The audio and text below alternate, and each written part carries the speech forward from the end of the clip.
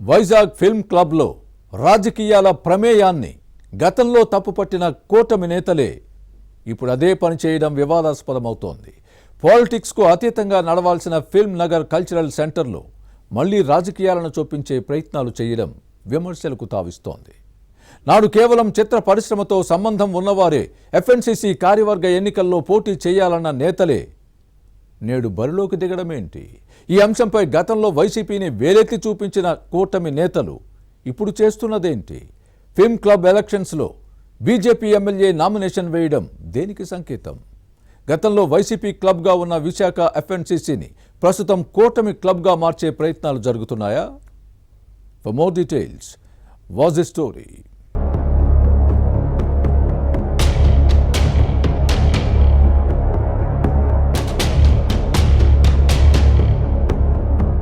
Vizag film Nagar cultural centre film club ని మళ్లీ రాజకీయ వేదికగా మార్చే ప్రయత్నాలు జరుగుతున్నాయన్న విమర్శలు వస్తున్నాయి. గతంలో ఎఫ్ఎన్సీసీ పొలిటికల్ క్లబ్ గా మారిందని విమర్శించిన కూటమి నేతలు ఇప్పుడు అదే బాటలో నడుస్తున్నారు. రాజకీయాలకు అతీతంగా ఈ సంస్థ నడవాలన్న టీడీపీ, జనసేన, బీజేపీ లీడర్లు అధికారంలోకి వచ్చిన తర్వాత ఇప్పుడు మాట మారుస్తున్నారనే వాదనలు ఉన్నాయి. ప్రస్తుతం క్లబ్ ఎన్నికలు వాయిదా పడినా మళ్లీ ఎప్పుడు జరిగినా తమ గుప్పెట్లో పెట్టుకునే ప్రయత్నం చేస్తున్నారని అంటున్నారు. చిత్ర పరిశ్రమ క్లబ్ ఎలక్షన్స్ లో బీజేపీ ఎమ్మెల్యే విష్ణుకుమార్ రాజు అధ్యక్ష పదవికి నామినేషన్ వేయడం విమర్శలకు తావిస్తోంది.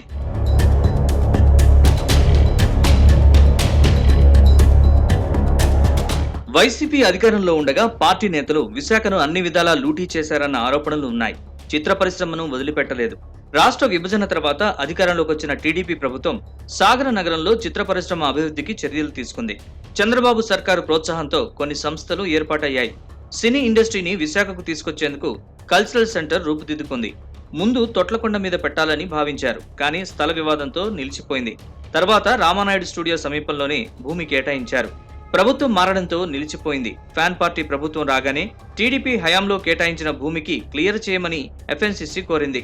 ఈ అవకాశాన్ని అనుకూలంగా మలుచుకున్న వైసీపీ పెద్దలు, వారి అనుయాయులు ఫిలిం క్లబ్ ని హస్తగతం చేసుకుని సినీ ప్రముఖులతో ఉన్న పాలక వర్గాన్ని సాగనంపారు.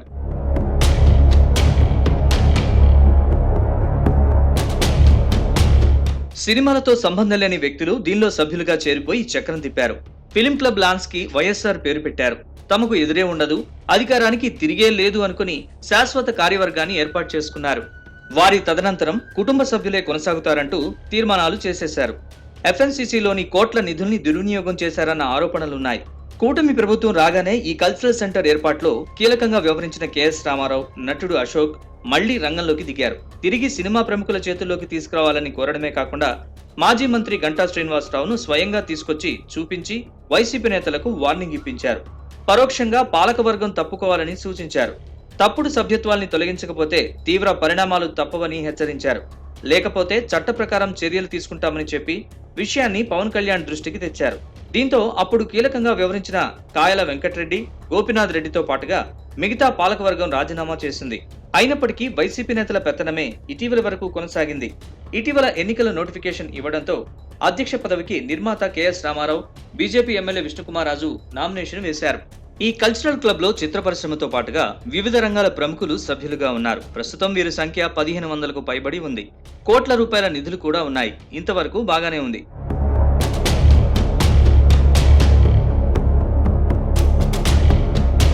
అయితే వైసీపీ హయాంలో కీలకంగా వ్యవహరించిన ప్రధాన వ్యక్తులు బయటికి తప్పుకున్నట్లు కనిపిస్తున్నా ఫిలిం క్లబ్ ని వెనకుండి వారే నడిపిస్తున్నారన్న టాక్ ఉంది.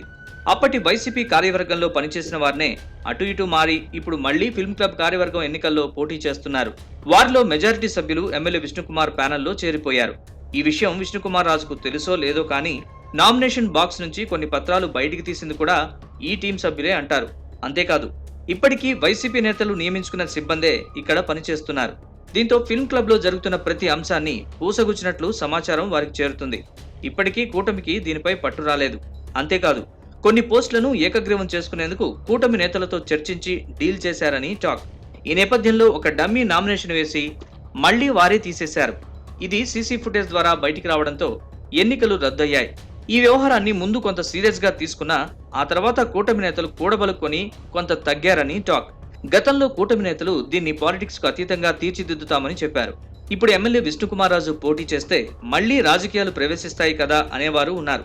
అయితే కూటమి ప్రభుత్వంలో బీజేపీ భాగస్వామిగా ఉండడంతో దీని అభివృద్ధికి నిర్ణయాలు తీసుకోవచ్చని విష్ణుకుమారాజు భావిస్తున్నారు.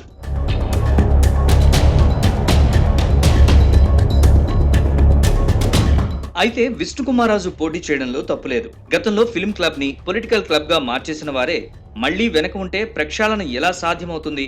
నిధుల దుర్వినియోగం చేశారనే ఆరోపణలు ఎదుర్కొంటున్న వారే బరిలో ఉంటే అక్రమాలు ఎలా బయటపడతాయి? మార్పు ఎలా సాధ్యమవుతుందని ఫిల్మ్ క్లబ్ సభ్యులు ప్రశ్నిస్తున్నారు. కొత్త సభ్యుల్ని చేర్పించుకుని పోటీకి అవకాశం ఇవ్వచ్చు కదా అంటున్నారు. మళ్లీ పాతవారినే పెట్టడంలోని ఆంతర్యం ఏంటన్నది క్వశ్చన్. ఇప్పటికీ వైసీపీ నేతలు ఎఫ్ఎన్సీసీని తమ గుప్పెట్లో పెట్టుకుని చక్రం తిప్పుతున్నారన్న వాదనలు ఉన్నాయి. ఈ వివాదాల తర్వాత కూడా గంటా శ్రీనివాసరావు, విష్ణుకుమారాజు క్లబ్ ని సందర్శించి గతంలో దీన్ని పొలిటికల్ క్లబ్ గా మార్చారని, ప్రక్షాళన చేయాలని చెప్పడాన్ని గమనించాలి. ఇందులో వ్యక్తిగత స్వార్థం లేదని చెప్పారు. మరోవైపు కూటమి ప్రభుత్వం దీన్ని పొలిటికల్ క్లబ్ గా మార్చకుండా చూడాలని ఎఫ్ఎన్సీసీ సభ్యులు కోరుతున్నారు. ఇక ఫేమస్ స్టార్స్ ని సభ్యులుగా చేర్చుకునే ప్రయత్నం చేయకపోవడం విమర్శలకు తావిస్తోంది.